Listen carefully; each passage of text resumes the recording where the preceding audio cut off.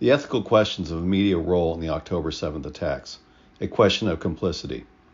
A media watchdog group that monitors for anti-Israeli bias in news coverage released its findings that 4 freelance photographers that work with the AP, Reuters, CNN, and the New York Times were present in both Gaza and Israel during the October 7th attacks on Israel.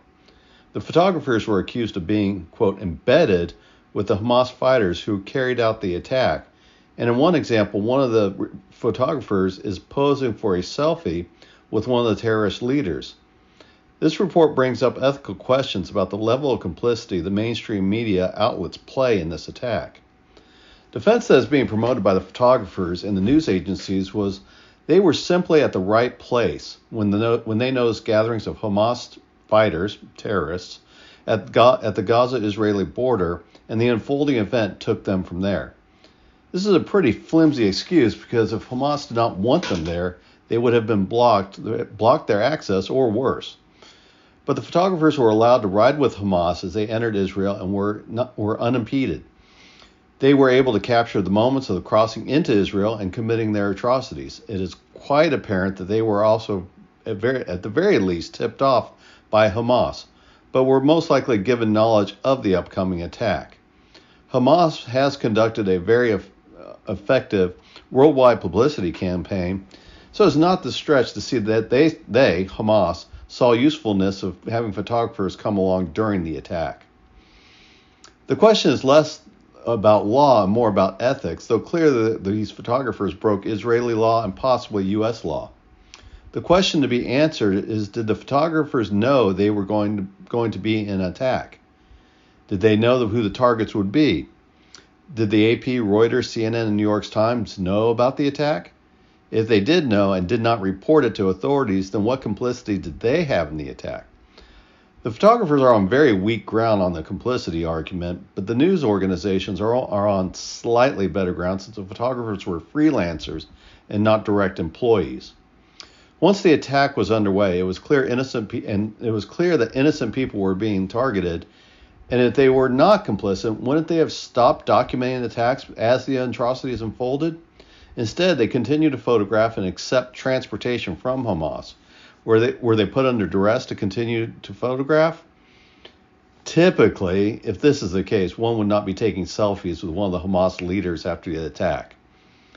When a reporter or photographer goes to an event where there might be a crime, such as a demonstration, and they photograph a crime, it is different than being told beforehand of what is going to happen and that crimes need to be documented. A reporter or photographer cannot be asked to attend a murder by the murderers who gives them a ride to and from the crime. Ethics would say that the reporter and the photographer would need to report the crime as it is being planned and as they know it. Though ethics are in short supply in the media who are in a race for headlines and clicks, and this fact incentivized Hamas to add photographers associated with large media companies to get the maximum impact of their atrocities. The U.S. typically embed reporters and photographers in units conducting a military operation. How is this practice different than what Hamas did? The obvious difference is the U.S. is a nation state and its military must conduct itself based on the laws of war.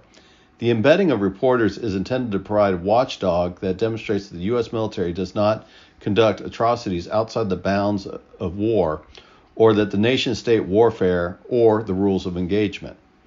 Hamas is not a nation-state and is seen as much of the world as a criminal terrorist organization, so it has a different standing within a nation would have both legally and within the bounds of the UN.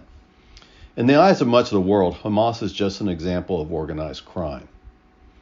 The evidence seems clear that these photographers had knowledge and were complicit in the attacks on civilians and chose to provide no warnings and were in a cooperative relationship with Hamas.